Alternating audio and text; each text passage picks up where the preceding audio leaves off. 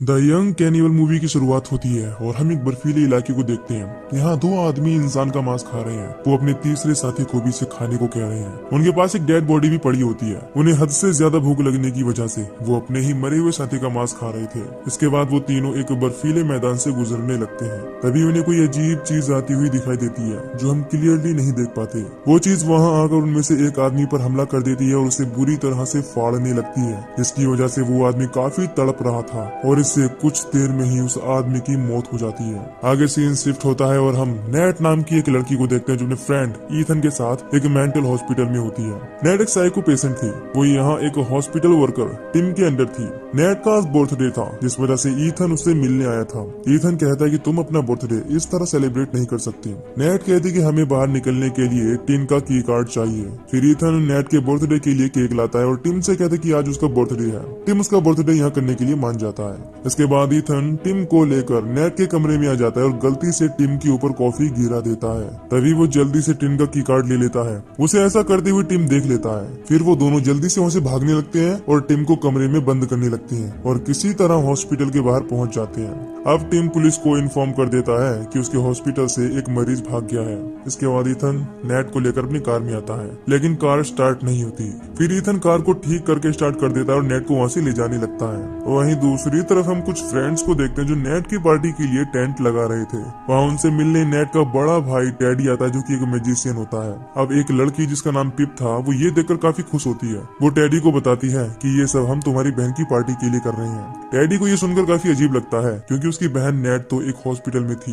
पिप उसे बताती है कि ईथन उसे वहाँ से लेने गया है। दरअसल नेट और टेडी के बीच किसी बात को लेकर कुछ टाइम से झगड़ा था, जिस वजह से वो एक दूसरे से बात नहीं करते थे। यहाँ ईथन और नेट भी पहुँच जाते हैं। नेट को देखकर वहाँ सब काफी खुश होते हैं और यहाँ नेट की एक फ्रेंड फ्रांसिस उसे एक गिफ्ट देती है। आगे पिप नेट से कहती है कि उसे अपने भाई को एक चांस देना चाहिए। फिर पिप और ईथन खाने के लिए कुछ लेने चले जाते हैं। वो पास ही के एक घर में जाते हैं। वहाँ हम देखते हैं कि एक आदमी इंसान का मीट काट रहा है। इस आदमी का नाम ब्लैकवुड होता है और ये वही आदमी होता है जो हमें मूवी के शुरू में अपने साथियों के साथ ही दिखाया गया था। पिप की आवाज लगाने पर वो नीचे आता है, जहाँ ईथन बताता है कि हमें अपनी फ्रेंड की पार्टी के लिए कुछ नॉन वेज चाहिए। इस पर ब्लैकवुड उन्हें असली इंसानी मीट दे देता है। खैर जब नेट अकेली एक जगह पर बैठी होती है, उससे मिलने टेडी आता है और उससे बात करने की कोशिश करता है, लेकिन नेट उसकी बातों को इग्नोर करते हुए वहाँ से चली जाती है। अब माइक और कैम लंच के लिए वही मीट लाती हैं। इसके बाद कैम मीट को फ्राई करके सबके लिए बर्गर बनाने लगता है। बर्गर बनने के बाद वो सबको बर्गर सर्व कर देता है और सब खाने भी लगते हैं, लेकिन वो नहीं जानते थे कि उन्होंने जो नॉन वेज बर्गर खाया है वो इंसानी मांस का बना हुआ है। अब रात में ईथन नेट से पूछता है कि क्या उसे अपने भाई को देखकर अजीब नहीं लगता। नेट कहती है कि वो अपने भाई के बारे में बात नहीं करना चाहती।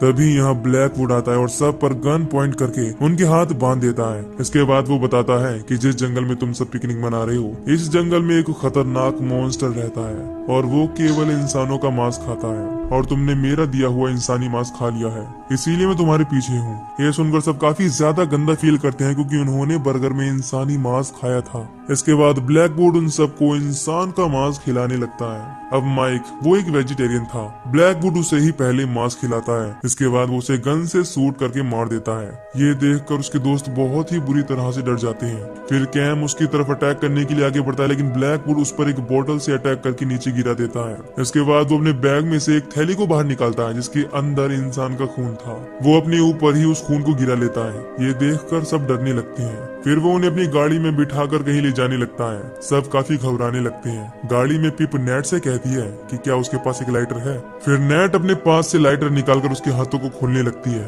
नेट सबके हाथों की रस्सियां खोल देती है। तभी अचानक गाड़ी रुक जाती है। सब बाहर आकर देखते हैं कि ब्लैकवुड उन्हें एक घने जंगल के बीचों बीच छोड़कर भाग गया है। कैम काफी ज्यादा डर जाता है और अकेले ही उन्हें छोड़कर भागने लगता है। कैम उनसे दूर जाकर ब्लैकवुड को आवाज लगाने लगता है। तभी वहाँ एक क्रीचर आ जाता है और उस पर हमला करके उसकी बॉडी को खाने लगता है। इससे उसकी बहुत ही दर्दनाक मौत हो जाती है। अब उसके दोस्त उसे ढूंढने लगते हैं। टेडी कहता है कि उन्हें वापस गाड़ी की तरफ लौट जाना चाहिए, लेकिन ईथन कहता है कि वो हमारा दोस्त है और हमें उसे ढूंढना चाहिए। खैर पूरी रात गुजर जाती है, लेकिन उन्हें कैम कहीं नहीं मिलता। इसी बीच ईथन और टेडी के बीच बहस हो जाती है। ईथन कहता है कि हमें लगातार कैम को ढूंढना चाहिए। इसके बाद पिप उसे बताती है कि शायद उस पर मॉन्स्टर ने अटैक कर दिया होगा। फिर ईथन कहता है कि क्या किसी ने जंगल में कोई मॉन्स्टर देखा है, और जो भी बातें हमें ब्लैकवुड ने बताई हैं वो सब झूठ है। अब जब जंगल में नेट और टेडी अकेले होते हैं तब टेडी उससे सॉरी कहता है। यहाँ हमें पता चलता है कि टेडी ने ही नेट को अकेला छोड़ दिया था। नेट उससे बात करने लगती है, तभी टेडी नोटिस करता है कि उन्हें झाड़ियों के पीछे से कोई देख रहा है। अब नेट अपने भाई से काफी नाराज होती है। कैम को ढूंढते हुए रात होने लगी थी लेकिन वो अभी भी नहीं मिला था। टेडी उनसे फिर से कहता है कि वापस सब गाड़ी में चलो, लेकिन ईथन मना कर देता है। इस बात को लेकर दोनों में झगड़ा हो जाता है। तभी वो देखते हैं कि पिप रास्ते में पीछे रुक गई है। ईथन उसके पास जाता है। वो कहती है कि वो जल्दी से अपने घर जाना चाहती है। अब इसी बीच इन्हें काफी भूख भी लगने लगती है। आगे उन्हें वहाँ कुछ खंडहर दिखाई देता है। वो सब डिसाइड करते हैं कि वो आज रात यहीं पर स्टे करेंगे। इसके बाद वो सब सोने के लिए चले जाते हैं। अब टेडी और फ्रांसिस बाहर निगरानी के लिए रुक जाते हैं। टेडी को लगने लगता है कि कोई उस पर नजर रख रहा है। तभी उसके कंधे पर अचानक फ्रांसिस हाथ रख देती है, जिससे वो अचानक डर जाता है। यहाँ वो कहती है कि उसे नींद आ रही है। फिर वो भी सोने के लिए चली जाती है। अब उसे सोते वक्त किसी के आने की आवाज आने लगती है, लेकिन वो इन आवाजों को इग्नोर करके सो जाती है। कुछ देर में टेडी को भी नींद आने लगती है, लेकिन अचानक उसकी आंख खुल जाती है। उसे जोरों से किसी की आवाज आने लगती है। उसके सब दोस्त भी उठ जाते हैं और सब डरने लगते हैं। तभी वो देखते हैं कि उन्हें पीछे से वो क्रीचर देख रहा है। वो क्रीचर को देखकर डर की वजह से भागने लगते हैं। इसी बीच फ्रांसिस भागते हुए नीचे गिर जाती है और उसके पैर में चोट लग जाती है। इस वजह से वो चल नहीं सकती। सब उसकी मदद करने के लिए आते हैं। फिर ईथन और टेडी फ्रांसिस को उठाकर ले जाने लगते हैं। पिप कहती है कि हमें जल्दी भागना चाहिए, वो क्रीचर हमारे पीछे ही है। अब पिप और नेट तो आगे निकल जाते हैं। इसके बाद टेडी उन्हें वहीं छोड़कर उनसे दूर जाने लगता है। ईथन उसे रोकने की कोशिश करता है, लेकिन वो उसकी नहीं सुनता और वहाँ से चला जाता है।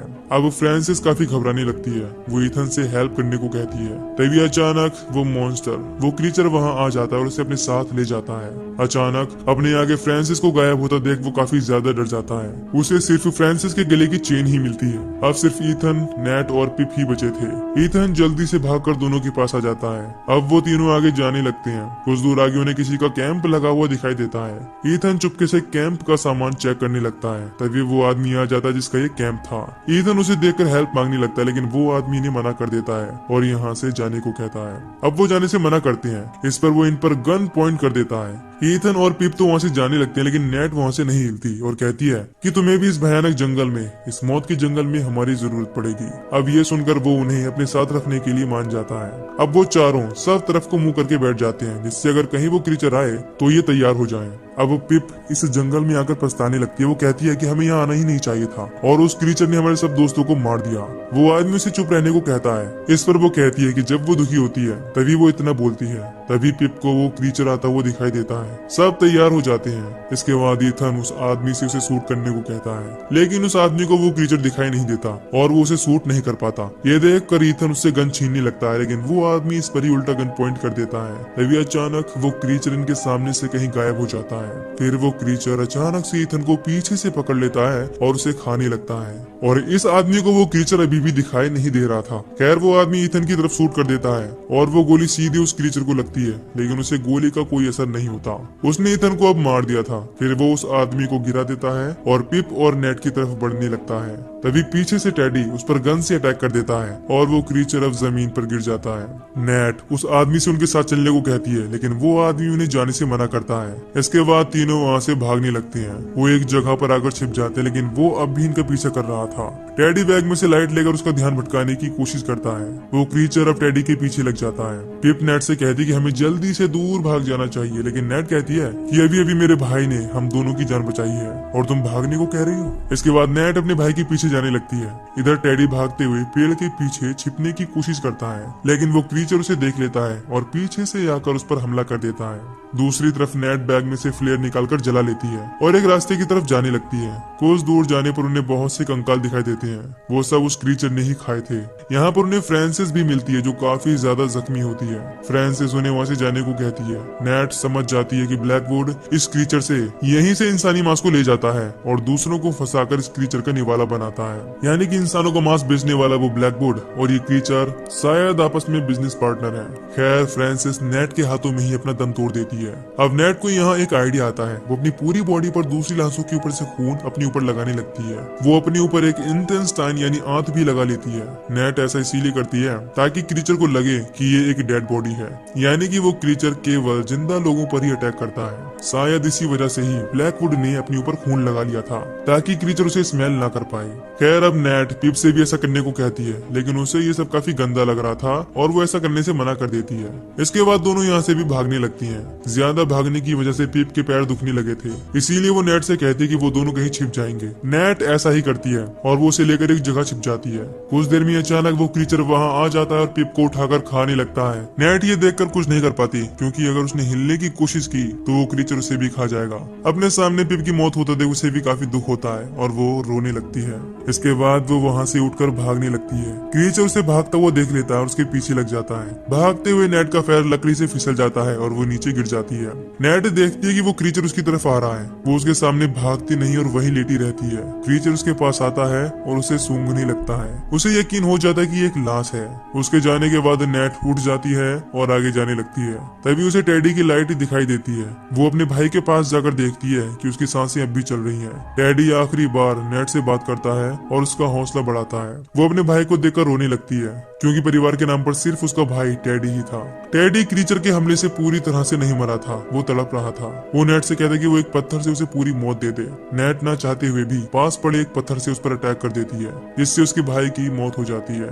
आगे नेट उसकी लाइट लेकर जाने लगती है। उसे एक सड़क मिल जाती है। कुछ दूर जाने पर उसे ब्लैकवुड का घर मिलता है। वहाँ उसकी एक कार भी होती है। नेट उस कार में जाकर बैठ जाती है। फिर वो ब्लैकवुड से मिलने के लिए उसे ढूंढने लगती है। अंदर कमरे में जाकर उसे एक जगह पर इंसान का मीट और बहुत सारे चाकू मिलते हैं। एक जगह पर सड़ा हुआ मांस भी था। उसे देखकर नेट उल्टी कर देती है। नीचे आकर उसे ब्लैकवुड मिल जाता है। वो नेट को शाबाशी देने लगता है, क्योंकि उसने अकेले ही क्रीचर से सरवाइव किया था। यहाँ वो बताता है कि कुछ साल पहले उनका प्लेन क्रैश हो गया। ये वही सीन होता है जो मूवी के शुरू में दिखाया गया था, और तब उन्होंने अपने ही पायलट को मारकर उसे खा लिया था और अकेला ब्लैकवुड ही उसे सरवाइव कर पाया था। अब वो अपनी जगह नेट को लेने को कहता है, लेकिन नेट उस पर अटैक कर देती है, जिसके बाद दोनों में फाइट होने लगती है। तभी वहाँ वो क्रीचर आ जाता है और ब्लैकवुड को काट कर मार देता है। इसके बाद वो क्रीचर नेट के पीछे लग जाता है। नेट उससे बचकर कमरे में छिपने लगती है, लेकिन वो क्रीचर हर जगह उसके पीछे आने लगता है। इस सब के बाद नेट खिड़की से कूद जाती है और कार में बैठकर उसे स्टार्ट करने लगती है, लेकिन वो कार स्टार्ट नहीं होती।